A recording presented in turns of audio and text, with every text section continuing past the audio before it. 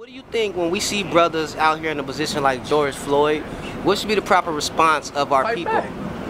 Fight back. If it's 2 cops on top of a brother and it's 10 brothers standing right here on the corner, at least 3 of them should have the motherfucking courage to go up to this cop and beat his ass. You feel me? If you're not gonna grab his weapon, at least jump the motherfucker, but don't just stand there and watch. I agree. I think that we need to start changing the standard that we supposed to die, because it seems like the standard right now is black men supposed to die, and that's what it's gonna be. But I'm hearing you, and we trying to live. Yeah, we tired of dying. We tired of dying. We tired of the narrative being, well, if you would have just did this, you feel me? It's a lot of brothers that cooperate and still get killed. A lot of people don't even get the chance to cooperate. Tamir Rice didn't get a chance to cooperate, so. I agree. So I think, so you say the proper response is we need to just help our brothers when we see them in distress. Hell yeah. Sisters too. Help. Sisters too. Even more. And even more. Do you feel, because I hear a lot of, you know, that some people will say that the brothers are the warriors and the brothers are supposed to be on the front line. Do you feel that it's unsafe for black women to hop in those type of situations? Like with what's been going on, like that 19-year-old sister that just got killed, women, this is not the time for them to be on the front line. I really don't agree with the sisters being on the front line. I feel like it's our job to go out there and really fight for our people, but that's a different story. I don't agree with the sisters being out there though. You feel me? Especially right now. Anything can happen, it can turn violent in a second, and people are gonna be focused on themselves. You feel me? The brothers is gonna be focused on themselves. They're not gonna be focused on protecting the sisters, especially the brothers that's around my age. A lot of them is just for themselves. A lot of them don't think about protecting the sisters. And we must protect our sisters, because it's getting real bad out here right now, and we looking weak.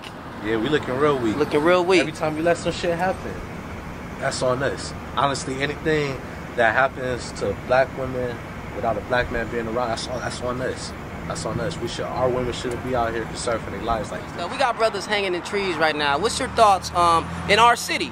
Los Angeles, we got brothers being hung on trees. What is your thoughts on that right now? That's Cracker's way of telling us it's easy for us to go back to the days. And like I said, we got to act accordingly to this type of shit. You feel me? We still out here protesting. We still out here marching and shit while they be hanging our brothers. You feel me? Why not go out and retaliate? But a lot of people don't want to listen to that shit. We're so quick to retaliate with each other. Like, I ask brothers from the gangbangers that, you know, where you from? Most of the time I hit them like, you ever banged on a cracker? You ever banged on a cop? And they don't be wanting to hear that shit. That shit be irritating them. A lot of the times they be wanting to squab with you. But okay, so now you got my attention. Yeah. So, what would be your message to these thug-ass niggas out here that's claiming folk, GD, Crip, blood, this and that, but they not in the streets with the police? If you killed a black man in your life, gangbanger or not, this is the time to redeem yourself and go out there and bang on this fucking beast. And that's all I gotta say about that. I agree, because I ain't with no nigga destroying the community and you gonna bang on the ops. Right. The real ops. You're right. You out here destroying people on your team.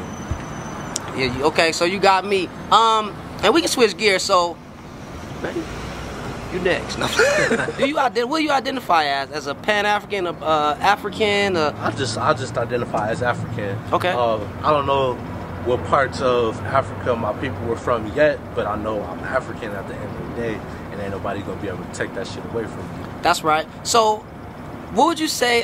What are you doing in your personal life to help push the global advancement as African people? I'm actually, well, before all of this shit was going on, I started taking an automotive class. So what I wanted to do was use my knowledge and that. Like, I want to learn all fields of automotive, from basic to electric to hybrid to diesel, all of that. Learn how to fix anything with an engine. Pretty much be an engineer and teach that to the youth. You feel me? How to start a program eventually and be able to teach the youth how to fix shit, how to be good with their hands, because we do need to become a lot more self-sufficient. So the more engineers we have out here, the better we gonna be looking. Facts, we can build. We could really build some shit out here. And I'm trying to talk everybody I know around my age that's not doing nothing, get a fucking trade. Fuck school, fuck college. You don't gotta go to college to get something going with your life. Get a goddamn trade. Learn how to do some shit with your hands. Hang on, you just caught my attention again. You said you was 25, right? 24. 24. Oh boy, here we go. Here we go. Okay, so you still a TAY right now. You know what a TAY is? Nah, what's that? A transitional age youth. Okay. So I got some questions. All right. As a youth who's still under 25, what would be your message to black men 30 and above?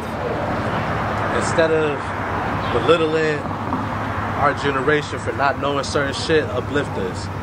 You feel me? I know it could be frustrating because a lot of us are ignorant and a lot of us ain't trying to hear that shit. But there are a lot of us out here that's open to learning more knowledge. So don't belittle, educate.